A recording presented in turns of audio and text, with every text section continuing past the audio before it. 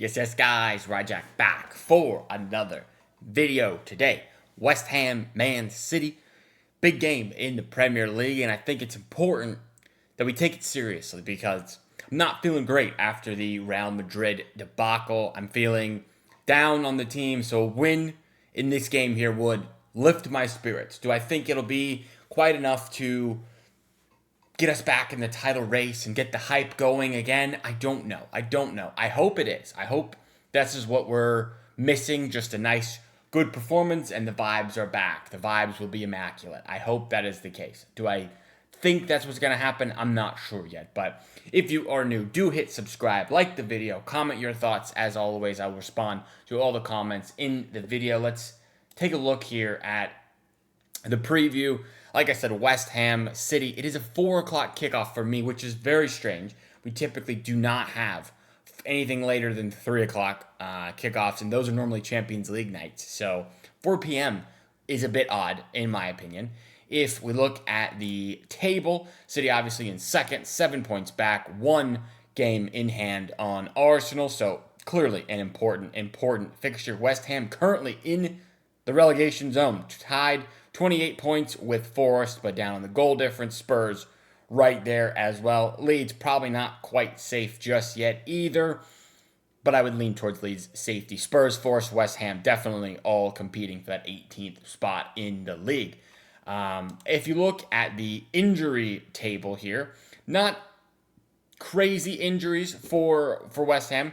Fabianski is kind of irrelevant because he's not really their number one. They have Hermansen as well.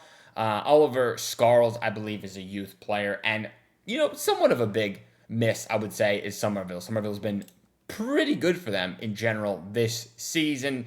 5 goals, 1 assist in 24 Prem games. 7 rating. I mean, that's not bad. Not bad. Left winger, striker type player. So that is a miss. Pep is suspended for this one. Josko still injured, as is Rico Lewis, who I don't think it really matters if he's injured. He's just not going to play. And Kovacic is back in training, but no one has really any idea if he's going to play the rest of the year. I would say potentially, but, I don't know that would make too big of a difference, in all honesty. They have the predicted 11 here for City, which, if I look at it, it's somewhat similar to probably what I would expect from this game. We know the lineup debacle that happened in Madrid. Pep has spoken on that and basically called out the people on socials for questioning him, I guess. When Pep wins, he's a genius. When he loses, they question. But I don't really get why Pep is arguing with the media. He doesn't seem to like the media too much these days. But that's just how it works. That's part of the job. When you win, of course, we will say you did a great job. But when you try something new and it clearly doesn't work, I think it's a fair question to say, what were you going for? Because surely you weren't going for a 3-0 defeat at Real Madrid, trying a new tactic. So I think it's a fair question. I don't like it when managers freak out at the media. They're just trying to do their job. But again, whatever. It is what it is. Pep is a seasoned veteran with these press conferences, and I'm sure he's just not into them whatsoever anymore. If we want to look at a lineup prediction here, I've got it pulled up. I think the back line probably picks itself. You're looking at Donnarumma. Even though he had a shocker performance against Real Madrid, he'll start this game. Nunez, without a doubt, in my mind, comes back into this lineup. The biggest probably omission from the Real Madrid fixture. Potentially Nunez has been our best player this season as well. So I don't follow the logic on no Nunez at the Bernabeu, in my opinion. This spot still heavily debated. Diaz, Husanov. I'm going to go with Diaz for the time being. Husanov was not good in the Bernabeu. Now, that's not really his fault. He was played at right back. He's not a right back. He's a center back. But if we're talking defending one-on-one, Ruben Diaz or Husanov, Ruben Diaz is just better. Or West Ham, do they have a ton of pace that's going to hurt us on the counterattack? I don't know. Jared Bowen is somewhat quick, I guess. So I think Diaz is the start there. I would also go with Mark Guéhi, even though he had probably his worst game in a City kit against Real Madrid. The other options would be like John Stones coming back in, Do you guys want to see a John Stones, Ruben Diaz partnership in 2026? I don't know. I feel like Stones' minutes are going to be pretty minimal from here on out, even though on his day, still a very good center back, but he just doesn't have many of those days in particular. Left back, I think it would be wild to not see Ryan Aït-Nouri moved back into that position.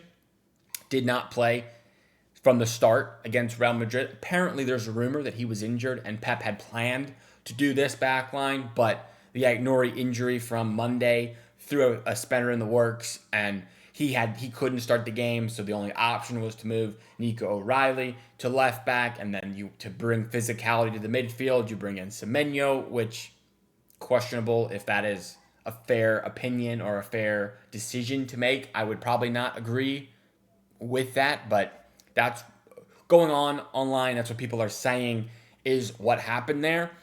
Hopefully, Aït-Nouri is fine. He did end up playing 20 minutes in the game, so I'm under the impression he's okay now.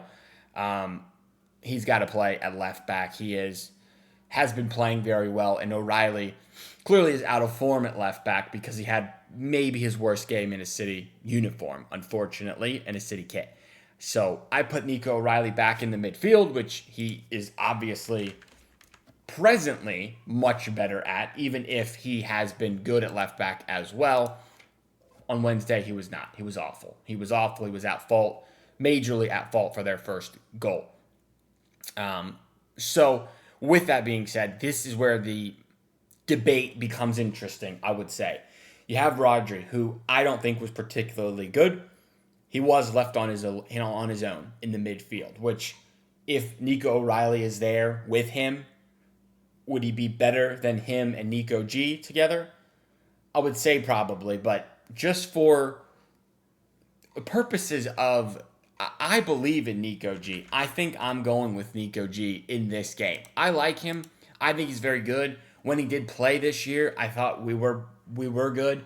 We have not been as good as we were previous Rodri's return. I don't think necessarily that is a like-for-like comparison where if we had just replaced Rodri with Nico G, we would have been just as good before. I don't really subscribe to that, but Nico has been good and hasn't been given enough minutes. So I'm starting him in this game. I'd like to see Rodri and Nico together, but if O'Reilly is there, we don't need all three of them. That seems a bit much to me. So the floating player is just going to be Bernardo Silva. Whether you like it or don't like it, I think that's most likely what you'll see. And it'll be Nico O'Reilly, Nico G deep with Bernardo kind of floating all over the place. And then you get to the front three, which again is an interesting part of the pitch. What do you do? Because the front three, to me, were all poor against Madrid. I know some people are saying Doku was all right. I don't think he was. He's just a spam all the balls to the left-hand side and let Doku try to cook and create something, which I don't like. I don't particularly like that. He'll hold on to the ball too long, and two players will come, try to double team, triple team him, and he's too slow to get it out. So I don't think we run Doku and Savinho in this one. You could go with some combination of Haaland and Marmoush and Semenyo, but then you have, Cherki as an option as well. You have Phil Foden, who maybe gets back in the team. I don't know. It's very difficult for me, this game here with what you do. I would guess that even though I like the idea of Haaland not playing this one, I just think he's going to play. I'm going to go with Haaland in this game. And then I think the conversation becomes, is it Semenyo, Marmoush, and Cherki? Which two of those is it? So I'm going to go with Marmoush for me on the left-hand side. And then over on the right, I'm going to go with Ryan Cherki. I feel like Cherki's got to play in this match.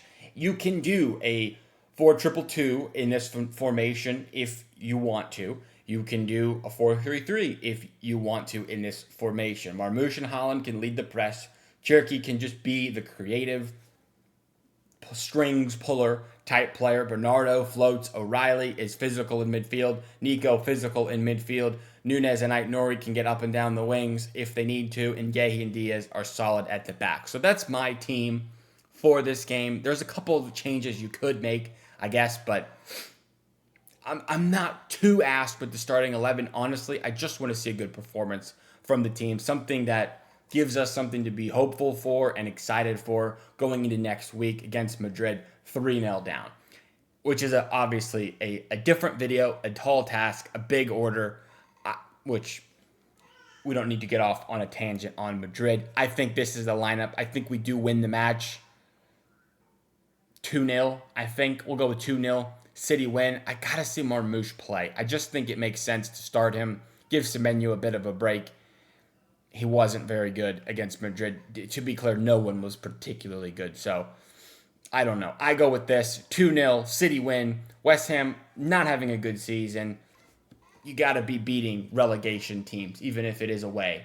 That's just the reality of Man City's situation. They basically need to win every game from here on out to 1, win the Carabao Cup, 2, compete in the Premier League, and 3, compete in the FA Cup, because UCL is going to be difficult for me. Anyway, that is my preview. I do appreciate everybody who watches the videos. Hit the subscribe button if you are new. Like it, of course. That helps the channel massively. And comment your thoughts. Let me know what you're thinking. How are you feeling this week going into this match? Big game, but have you recovered yet? Because I personally am still upset with the Madrid game. Anyway, thank you guys for watching, and I'll see you in the next one. Peace!